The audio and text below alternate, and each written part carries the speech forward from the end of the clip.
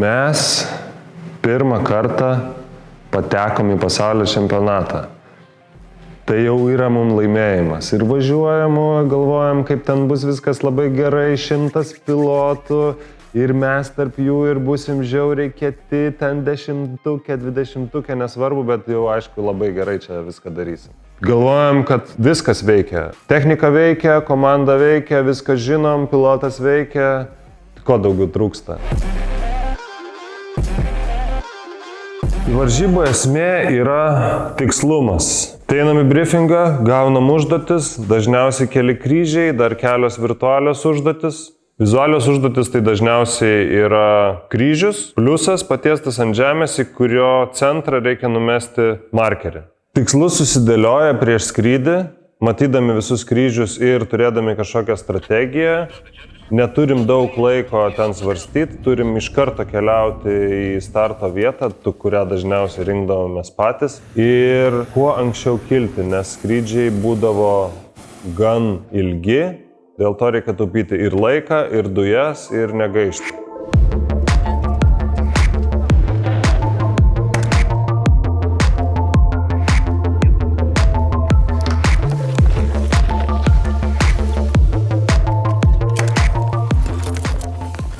Pirmas skrydis tai labai sunkus man pasirodė.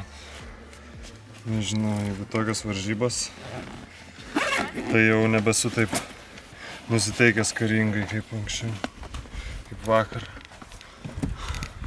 Čia reikia išgyventi. Pirmas skrydis buvo sunkus. Ilgas, lėtas, reikėjo kantrybės, reikėjo susikaupimo. Ir dar reikėjo skraidyti tarp 100 tokių pačių pilotų, kurie galvoja tą patį. Kiekviena maža klaida kainuoja labai daug. Skrydis parodė, kad reikia iš naujo įvertinti savo jėgas, įvertinti varžovus, įvertinti čempionatą, kuriame esam, iš naujo išmokti skraidyti.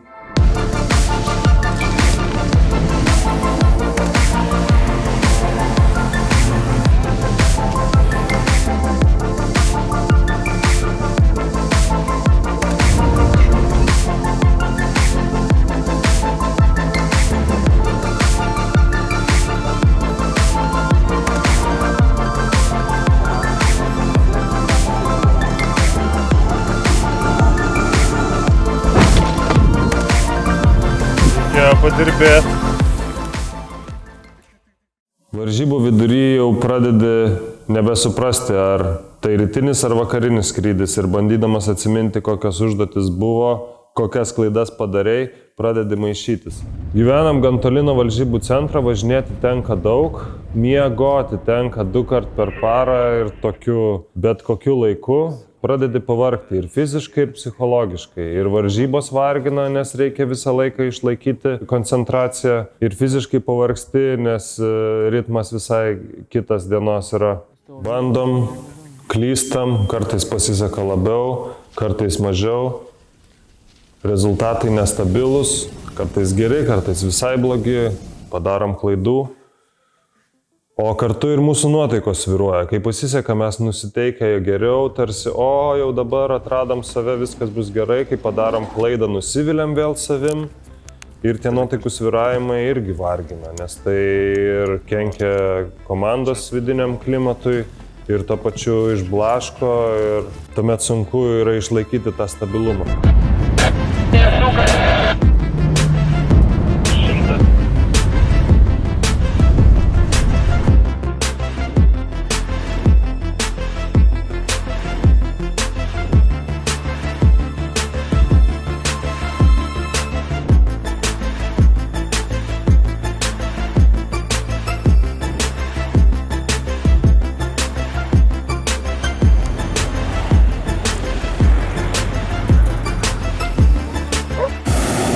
Didžiausias feilas gyvenime šiandien įvyko, varžybiniam gyvenime, šiandien įvyko.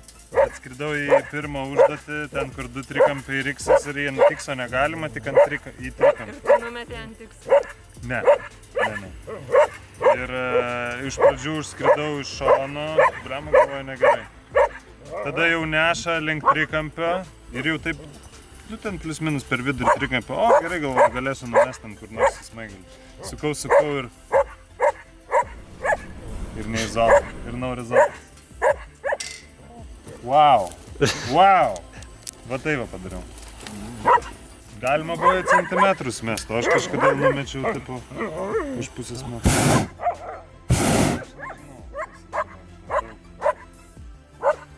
Daug emocijų.